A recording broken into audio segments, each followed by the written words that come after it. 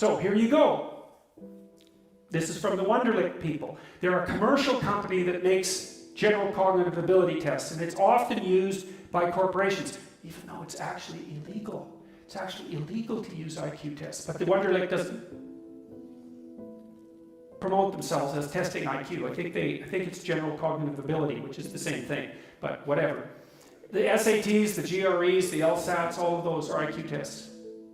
So now they're more crystallized than fluid. We'll get to that in a minute. But crystallized knowledge is what you accrue across time.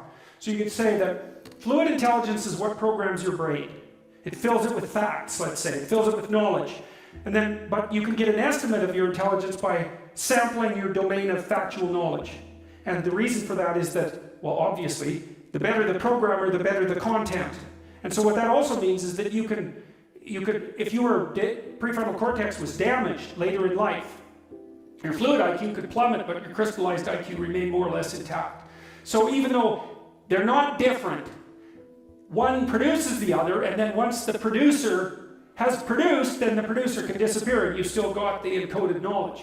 So at least that's how it looks to me. So, okay, so how smart do you have to be different things in life? Well, if you have an IQ of 116 to 130, which is 85th percentile and above, so it's one person in 8 up to one person in 130, I believe is 85, 90, 95? Is it 95? I think it's 95. One person in 8 to one person in 20. Then you can be an attorney, a research analyst, an editor, an advertising manager, a chemist, an engineer, an executive manager, etc. That's now, that's not the high end for IQ, by the way. You know, that it can go up, well, it can go up indefinitely, although there's fewer and fewer people as it goes up. So if you want to be the best at what you're doing, bar none, then having an IQ of above 145 is a necessity, and maybe you're pushing 160 in some situations. And maybe that's making you one person in 10,000 or even one person in 100,000. And then also, to really be good at it, you probably have to be reasonably stress tolerant and also somewhat conscientious. So, you know, people, well, you think, well, why is it that smart people are at the top of dominance hierarchies? And the answer to that, in part, is because they get there first, right? I mean, everything's a race, roughly speaking. And the faster you are, the more likely you are to be at the forefront of the pack. And intelligence, in large part, is speed. That's not all it is. So if you're moving towards something difficult rapidly, the faster people are going to get there first. So IQ of 110 to 115, so that's 85th to 73rd to 85th percentile. Copywriter, accountant, manager, sales analyst, general manager, purchasing agent, registered nurse, sales account executive. If you look at universities, the smartest people they're above this. Who are the smartest people at university? What do you think? Mathematicians, physicists and mathematicians, right. I can tell you who's on the other end, but I won't. Yeah, I'd like to though. Anyways, okay. Going down now 103 to 108 is slightly above average, right? 60th to 70th percentile. Store manager, bookkeeper, credit clerk, lab tester, general sales, telephone sales, accounting clerk, computer operator, customer service rep, technician, clerk, typist. So you see at this level, people have some technical skill and some ability to deal with complex things. Okay, that's dead average. 100 is average. Dispatcher in a general office, police patrol officer, receptionist, cashier, general clerical, inside sales clerk, meter reader, printer, teller, data entry, electrical helper. 95th to 98. Machinist, food department manager, quality control checker, security guard, unskilled labor, maintenance, arc welder, die setter, mechanic. Good IQ range for relatively qualified tradespeople.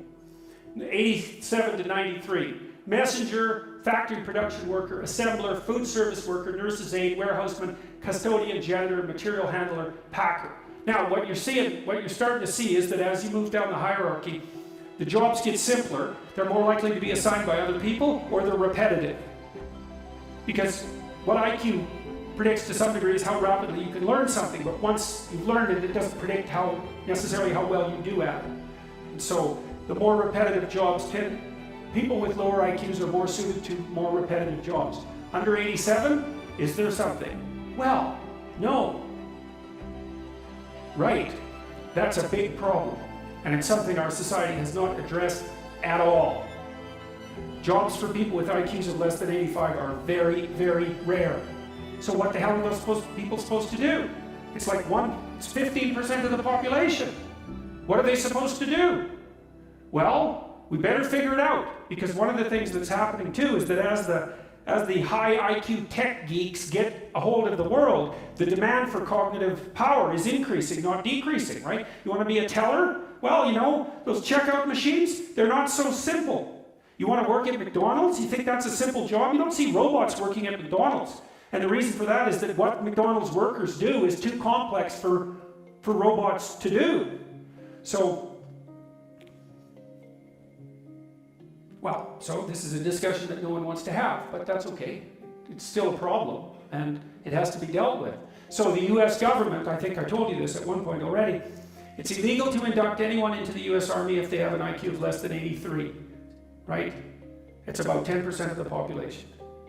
Because the US Army, and they've been doing IQ testing since IQ testing began, because they want everybody they can possibly get into the Army, because in peacetime, they use it as a way of moving people up the socioeconomic ladder, and in wartime, well, obviously, you need as many soldiers as you can get your hands on. And so you're not going to be any pickier than you have to be. So when the US Army says it's illegal to induct anybody into the armed forces if they have an IQ of less than 83, then you know that they've done it for absolute necessity. Right? And when people have made a finding that contradicts what they want to hear, and they're doing it out of absolute necessity, you can be reasonably true that it's one of those facts that just won't bloody well go away.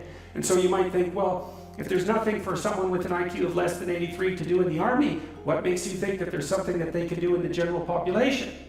And then the issue is, you know, because the conservatives will say, well, they should just work harder. It's like, sorry, that ain't gonna fly. And the liberals will say, well, there's no difference between people anyhow, and you can just train people to do everything. And that's wrong. So they're both wrong, and they're seriously wrong. And the fact that neither side of the political perspective will take a good, cold, hard look at this problem means that we're going to increasingly have a structural problem in our societies, because we're complexifying everything so rapidly that you can't find employment increasingly unless you're intelligent. You guys are really going to face this, you know. Lawyers are disappearing like mad. And the reason for that is, you can look it up online. Increasingly, you can do things yourself if you're smart. And so, like, the working class people have been wiped out pretty nicely over the last 30 years by automation and various other things. It's the low end of the white-collar class that's coming up next. So I'm not saying that lawyers are in the low end, but low-end lawyers are in the low end of the white-collar class. So there's still going to be plenty of positions for people who are creative and fast on their feet and super smart. In fact, those people are going to have all the money, and that's already happening to a great degree. You know, because if you're smart and you can use a computer, you're so smart it's just absolutely unbelievable, right? And if you can't use a computer, and lots of people, and I don't mean, you know, you can open Word, that isn't what I mean. I mean you can program, and if you can't program, well, you're right at the next end. So if you haven't got that with you, you're going to be left behind.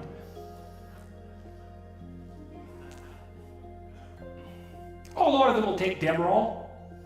That's what's happening in the United States. Yeah, it's an opiate. Yeah, so there's a massive drug problem emerging in. Yeah. No, I'm telling you, that is what's happening. Yes. Drugs. Yeah, drugs of abuse. Well, what is happening to a large degree is people drop out of the employment race, they get very depressed, they develop chronic pain problems, especially if they're men, because chronic pain and depression are very much the same thing, and then they subsist on opiates, which are subsidized by Medicaid in the US. I'm not kidding about this. This is exactly what's happening. What else is going to happen to people for whom there's nothing to do? They have a terrible time, especially if they're conscientious. That's a good question.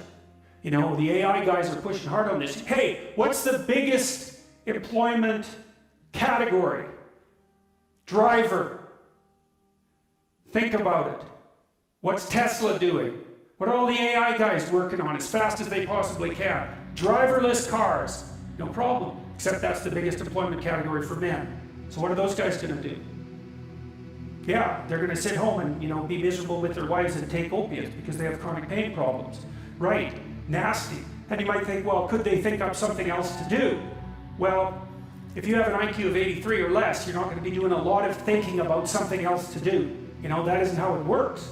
Because you're more of you're an act person, not a thinking person, roughly speaking. You know, and so if you have a task at hand, especially if you're conscientious, you can diligently go about it.